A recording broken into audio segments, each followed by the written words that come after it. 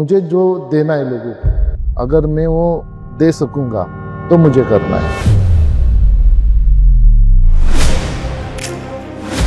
आज मैं हूँ पुणे में, और पुणे में मैं आज जिनसे इंटरव्यू कर रहा हूँ बहुत ही इंटरेस्टिंग गेस्ट है मेरे, सागर बलवड़कर जी।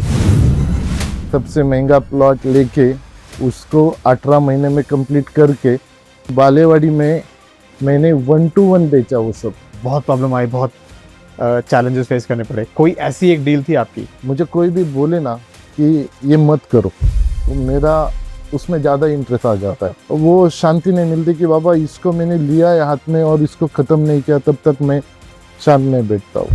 अगले 5 साल में क्या होगा और अगले 10 साल में BHC किस तरफ बढ़ रहा है?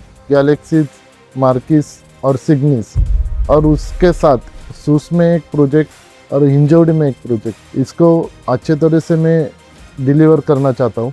उसके बाद मेरा खुद का भी लैंड पार्सल बहुत है बालेवाड़ी में, तो उसके तरफ मैं देखूंगा कैसे डेवलप करना है कैसे नहीं। क्या आप एक पॉलिटिशियन हैं? क्या आप एक रियल एस्टेट डेवलपर हैं? या आप एक बिजनेसमैन हैं? Hi guys, welcome to yet another episode of pitch perfect. Pitch perfect के एक और एपिसोड में आपका स्वागत है। आज मैं हूँ पुणे में, और पुणे में मैं आज जिनसे इंटरव्यू कर रहा हूँ बहुत ही अलग हस्ती हैं, बहुत ही इंटरेस्टिंग गेस्ट हैं मेरे। ये सिर्फ एक रियल एस्टेट डेवलपर नहीं है, बट और भी बहुत सारी चीज़ें करते हैं। उसको हम आज एक डीपर तरीके से समझेंगे, डीप डाइव करेंगे, और ये समझने की कोशिश करेंगे कि जो लोग समाज सेवा भी करते हैं वो रियल एस्टेट डेवलपमेंट कैसे अच्छे से कर पाते हैं, नहीं कर पाते, क्या चैलेंजेस हैं उनके, और वो आगे कैसे बढ़ाते हैं, क्या विजन होता है। अगर आप नया शुरू कर रहे हैं तो उसको कैसे करेंगे। So please help me welcome guys Sagar Balwadkar ji. Sagar ji जो हैं वो फाउंडर हैं और मैनेजिंग डायरेक्टर हैं for BHC which is Balwadkar housing corporation. Sagar ji welcome हमारे शो पे आने के लिए, हमसे बात करने के लिए, टाइम देने के लिए। सागर जी, मुझे आपसे समझना है कि जब मैं बोलता हूँ सागर बलवड़कर तो आप कौन हैं? क्या आप एक पॉलिटिशियन हैं? क्या आप एक समाज सेवक? क्या आप एक रियल एस्टेट डेवलपर है, या आप एक बिजनेसमैन है? अभी इसमें देखो, समाज सेवक बोलोगे तो समाज सेवा मेरे फैमिली में स्टार्टिंग से मेरे आंखों से देख रहा हूँ। पॉलिटिशियन मेरे अंकल, मेरे भाई, और रियल इस्टेट के बारे में जब मैं कॉलेज में था तब से मैं कर भी रहा हूँ, और उसमें बहुत सारा इन्वॉल्वमेंट भी मेरा है। बात आ गई डेवलपमेंट की, तो डेवलपमेंट की बात ऐसी है कि 2008 में मेरे घर वालों ने एक प्लॉट था हमारा जो डेवलपमेंट को दिया था। 2021 में उसका कंप्लीशन आ गया, और बहुत प्रॉब्लम मेरे घर वालों को हुई है कि एग्रीमेंट का प्रॉब्लम, डेवलपमेंट जगह पे जो प्रॉब्लम है वो सब मैंने, मतलब छोटी छोटी जो चीज़ें वो मैंने देखी है, और मैं नहीं चाहता कि ये किसी के साथ होए, क्योंकि वो बहुत ट्रस्ट के साथ, बहुत उम्मीद लगा के वो अपनी लैंड किसी को हैंड ओवर करते हैं डेवलपमेंट के लिए, तो बहुत तकलीफ होती है उसकी वजह से। तो ये आपका डिसीजन था रियल एस्टेट डेवलपर बनने का? हाँ, वो डिसीजन तो था मेरा, और उसके साथ मैं कुछ उनसे सीखा हूँ कि मैं मतलब कुछ करूँगा तो वो मुझे कंप्लीट करना है, और टाइम से पहले करके वो परफेक्ट, मुझे मेरी खुद की आदत है जितना परफेक्ट रहना चाहिए उतना मैं कोशिश करता हूँ कि जितना हो सके उतना मैं। बहुत प्रॉब्लम आई, बहुत चैलेंजेस फेस करने पड़े। कोई ऐसी एक डील थी आपकी? मुझे कोई भी बोले ना कि ये मत करो तो मेरा उसमें ज़्यादा इंटरेस्ट आ जाता है। वो शांति नहीं मिलती कि बाबा इसको मैंने लिया है हाथ में और इसको ख़त्म नहीं किया, तब तक मैं शांत नहीं बैठता हूँ। ये तो हम समझ गए कि आपने बचपन से देखा है, लैंड से आप लोग ने शुरू किया था, राइट? फिर लैंड से आपने एक प्लॉटेड डेवलपमेंट में गए, उसमें कम से कम 12-13 साल आपको ऐसे नहीं मिला। उसके बाद आपने शायद कहीं डिसाइड किया होगा कि मुझे ये करना है। मुझे ये समझना था सागर जी कि अब जैसे बालेवाड़ी से आप लोग हैं, यहीं पे आप बॉर्न हुए हैं, यहीं पे आप बड़े हुए हैं, तो ये कैसे, मतलब आपका ही विलेज था? कितने आपके इसमें फैमिली मेम्बर्स कितने हैं? कितना बड़ा ये एरिया है? क्या विलेज था वो? आपकी जर्नी के बारे में समझते हैं अगर। बालेवाड़ी जब इधर कुछ भी डेवलप नहीं था तब से मैं बालेवाड़ी में रहता हूँ और सब मेरे आंखों के सामने डेवलप हुआ है। अभी 2008 में जब डेवलपमेंट को दिया था तब मेरी उम्र थी 20 साल। तो 20 साल से मैंने एक 8-9 साल का मैंने एक्सपीरियंस लिया है। उसके बाद लॉकडाउन भी आ गया, उसके बाद वो प्रोजेक्ट जो हमारा था उसका कंप्लीशन मिला। मतलब जो फेज से मैं गया हूँ ना, तो वो फेज से मुझे बहुत कुछ सीखने को मिला है। और रियल इस्टेट तो मैं खुद मतलब पर्सनली देख रहा हूँ। और डेवलपमेंट के बारे में मैंने 2023-22 में जो प्लॉट लिया है, वो प्लॉट लिया तो मैंने सबसे महंगा बालेवाड़ी में प्लॉट लिया। ऐसा क्यों? क्योंकि वो रेट किधर चालू ही नहीं था। और मैंने जो प्लॉट लिया उसको डीपी में रोड था, लेकिन जगह पे जाने के लिए रोड नहीं था। लेकिन आज वही पहचान मेरी बन गई कि मैंने उसको 18 महीने में कंप्लीट करके मैंने 1-to-1 बेचा वो सब 18 महीने में? हाँ। और आपका रेरा का डेडलाइन कब कितना था? 2027, 2 साल पहले ही मैंने वो कंप्लीट कर दिया। 2 साल पहले आपने कंप्लीट कर दिया? पोजीशन भी दे दिया। पोजीशन भी। और क्या प्रोजेक्ट था ये गैलेक्सी करके बालेवाड़ी हाई स्ट्रीट पे, उसमें कमर्शियल मैंने ऑफिस बनाया था। मेरा जो काम है, मतलब मैंने जो जगह पे बनाया है, बहुत छोटी छोटी चीज़ों के देख के बनाया। मतलब क्या बोलते हो, क्वालिटी बोलो, उसका फिनिशिंग बोलो, वो सब मैंने जाके देख के लोगों को बोला मुझे ये नहीं चाहिए, मुझे यही चाहिए, तो वो करके लिया है। क्योंकि मैंने देते समय इधर छोटा मोटा नहीं देखा है। मतलब मैंने जो बनाया, जो दिया, उससे जिन्होंने लिया वो बहुत खुश है। वो मुझे पूछ भी रहे कि अगला कुछ प्रोजेक्ट है क्या आपका, कुछ इन्वेस्टमेंट के लिए है क्या। तो उनको मैंने ऐसा रिलेशन बना के रखा है। मतलब जो मेरा लोगों से कनेक्शन हुआ वही मेरा प्रॉफिट है, बाकी कुछ नहीं उसमें। देखो बहुत सारे बालवड़कर है और मेरे नाम के 5 लोग तो रहेंगे इधर। तो मतलब आप बोले कि सागर बलवड़कर नाम से ही 5-6 लोग होंगे ही होंगे। लेकिन उनमें से मैं अलग हूँ। सबको मालूम है कि इनका जो मतलब ट्रांसपेरेंट जो रहता है, मतलब कौन सा भी डील रहने दो, कौन सा भी काम रहने दो, तो वो मेरी पहचान है। मतलब ये मतलब बोलेंगे आप कि ये सागर बालवड़कर, तब आपको पूछना नहीं पड़ेगा ये कौन सा सागर बालवड़कर है। उनको पता है कि ये यही है। दूसरे और कौन से प्रोजेक्ट्स आपके अभी करंटली रनिंग है? अभी मैंने बालेवाड़ी में ही एक मार्किस करके प्रोजेक्ट किया है, मतलब चालू किया है। उसमें 110 फ्लैट है। एक फ्लोर पे 2 ही फ्लैट है। एक फ्लोर पे 2 ही फ्लैट? एक टावर में 22 फ्लैट है। सब फ्लैट मैंने 110 वास्तु में बिठाया है। हर एक फ्लैट वास्तु के हर हिसाब एक से? फ्लैट वास्तु में बिठाया। उसके बाद मैंने ईस्ट वेस्ट ओपन है। मेरा एक फ्लोर पे 2 फ्लैट है और हर एक फ्लैट को 2 पार्किंग है। 12 माले का बिल्डिंग है, लेकिन इसमें मैंने 12वां जो फ्लोर है तो उसमें मैंने प्रॉफिट नहीं देखा। मैंने पूरा जो 5 बिल्डिंग का जो 12वां फ्लोर है उसको पूरा एमिनिटीज बना दिया है। पूरा 12th फ्लोर अमेनिटीज है? पूरा। आज मान लीजिए कि हम एक सर्टेन स्केल पे हैं, मतलब हमने आज समझिए अब टोटल आपने स्क्वायर फीट कितना बताया गैलेक्सीज का? गैलेक्सी का 30,000 स्क्वायर फीट। कैसे मैनेज करोगे अगर आपको सबसे मिलना पड़ेगा कस्टमर से?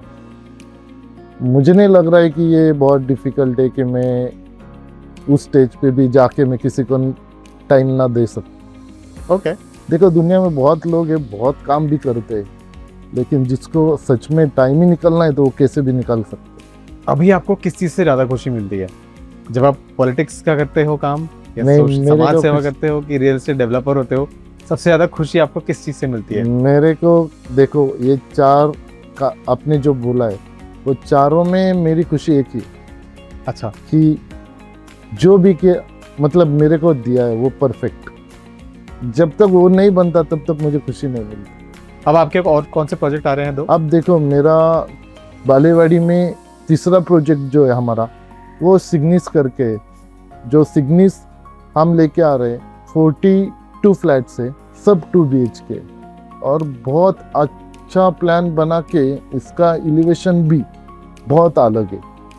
जो चौथा प्रोजेक्ट है वो मेरा सूस में आने वाला है, और 5वां जो प्रोजेक्ट है हम हिंजवड़ी में आ रहा है, जो फेज 1 में मेन रोड को लग के। ओके, सो 5 प्रोजेक्ट आपके हाँ। आने वाले, जिसमें से एक आपने ऑलरेडी कर दिया है, 2 आई थिंक 2 चालू है, 2 चालू हैं। तीसरा चौथा चालू हो जाएगा सूस का, उसके बाद हिंजवड़ी का चालू हो जाएगा। तो सिर्फ बालेवाड़ी, या फिर आप चाहोगे कि आप पूरे पुणे का भी डेवलपमेंट आप करना चाहोगे? फिर क्या कभी आप ऐसा भी सोच रहे हो कि अब जैसे बहुत सारे बड़े ब्रांड्स हैं जो एक एक सिटी से शुरू हुए, फिर वो आज पूरे देश में उनका कहीं ना कहीं पे प्रोजेक्ट आ रहा है, तो आप भी ऐसा कुछ आप सोच रहे हो कि कहीं ऐसा जाएगा BHC, या अभी तक उतना दूर तक हमने नहीं सोचा है? नहीं, देखो क्या है, मेरा एक क्या बोलते हैं कि एक ब्रैकेट है, अगर उस ब्रैकेट में मुझे अच्छा लगता है, मैं बैठ जाता हूँ, तो मैं किधर काम करने को रेडी हूँ, किधर भी। लेकिन मुझे वो ब्रैकेट के बाहर जाके कुछ करना पड़ेगा तो मैं नहीं करूँगा। ये कौन सा ब्रैकेट है? मतलब क्या होता है, मुझे जो देना है लोगों को, अगर मैं वो दे सकूँगा तो मुझे करना है, अच्छा नहीं तो नहीं करना मुझे। आप बालेवाड़ी में ही बड़े हुए हैं, यहीं पे आपने अपना लैंड का काम शुरू किया, अब यहीं पे आप रियल एस्टेट भी कर रहे हैं, तो आप एक लोकल डेवलपर हैं जो एक अच्छे स्केल पे उभर के आ रहे हैं। अब मुझे ये बताइए कि कोई भी जो बाहर से, पुणे के बाहर से या कहीं भी पुणे के इस बालेवाड़ी के बाहर के एरिया से आ रहा है, तो वो किसी बड़े डेवलपर के पास क्यों ना जाए, वो आपके पास क्यों आए? अभी यहाँ से मैं लोकल हूँ और मैं बहुत अच्छे फैमिली से हूँ, ये मैं खुद कहने को भी मुझे बहुत अच्छा लगता है। कैसे होते हैं उनको समझाने में बहुत टाइम नहीं जाता है, मतलब वो जो हमारा जो पहले से जो ट्रस्ट उनके साथ बना रहता है, तो बहुत इजीली हम उसको जल्दी ख़त्म कर सकते हैं। एक ये बात हो गई। दूसरी बात, पॉलिटिशियंस की वजह से, मतलब मेरे भाई के वजह से जो काम रुके, तो उसको थोड़ा मतलब जल्दी कैसे ख़त्म कर सकते, तो उस तरीके से हम सोच के उसको ख़त्म करने में बहुत मदद हो जाती। क्योंकि आप एक सर्टेन बैकग्राउंड से हैं, अब मान लीजिए आपके पास वो बैकग्राउंड नहीं होता, मान लीजिए आप कल एकदम ज़ीरो से, एकदम नीचे से फिर से अगर शुरू करेंगे, तो आप कैसे करोगे? मेरे लाइफ में भी ऐसा हुआ है, मतलब जीरो से स्टार्ट करना, फिर आगे जाके फिर से जीरो होना। तो मुझे इसमें एक बात सबको बोलना है कि अगर मन में अगर होगा ना, तो उसको कोई नहीं हरा सकता। आपने अगर सोचा है कि मुझे ये करना ही है, कुछ भी होने जाने दो, तो वो आप करके ही रहेंगे। मतलब क्या होता है मालूम है क्या, अच्छे तरीके से और अपनी जो सोच है उसको अच्छा रख के काम करोगे ना, तो आपका कोई बुरा नहीं करेगा और आपका बुरा भी नहीं होगा। इसलिए जो भी काम कर रहे अच्छे से करो, जो भी दे रहे वो अच्छे से किसी को डिलीवर करो। मतलब जो बोला है उसमें आप उसको 2 रुपए के लिए फंसाओगे, उससे वो तो हो जाएगा डील, लेकिन आप कभी खुश नहीं होगे। आपके मन में रहेगा वो कि मुझे इधर 2 रुपए मिला है, लेकिन वो आपके लिए अच्छा नहीं है। क्या मेरे को बहुत सारी चीज़ें दिखा के उसमें कॉम्प्रोमाइज़ करने की आदत नहीं है, इसलिए मैं आज भी जब भी कुछ बेचता हूँ तो मैं खुशी खुशी बेचता हूँ। क्या बात। और बहुत मेरे में कॉन्फिडेंस रहता है कि बाबा मैंने अच्छा ही बेचा है, कोई भी आके दिखा नहीं सकता कि मैंने इधर 2 रुपए कमाया है।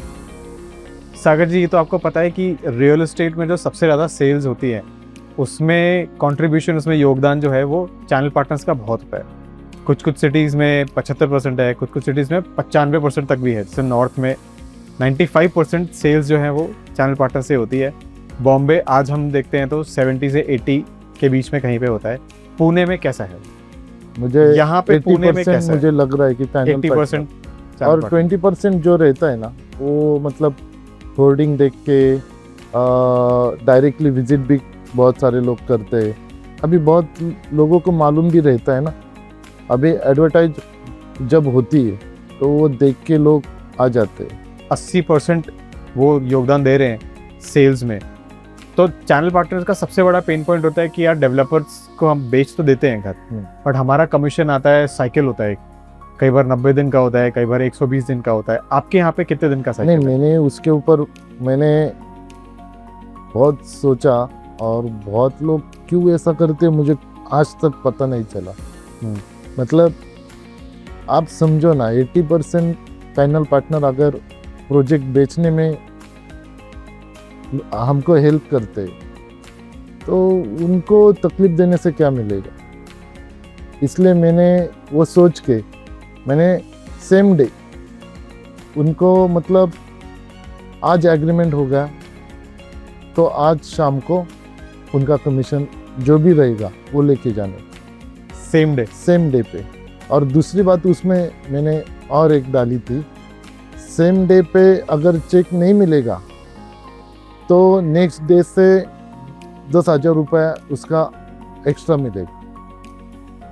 मतलब हर दिन का 10,000 रुपया? हर दिन का, जितने दिन डिले उतना 10,000 एडेड। 2 दिन हो गए 20,000 एक्स्ट्रा लेंगे। क्या बात है सागर जी, आपसे बात करके बहुत कुछ सीखने को मिला, समझने को मिला।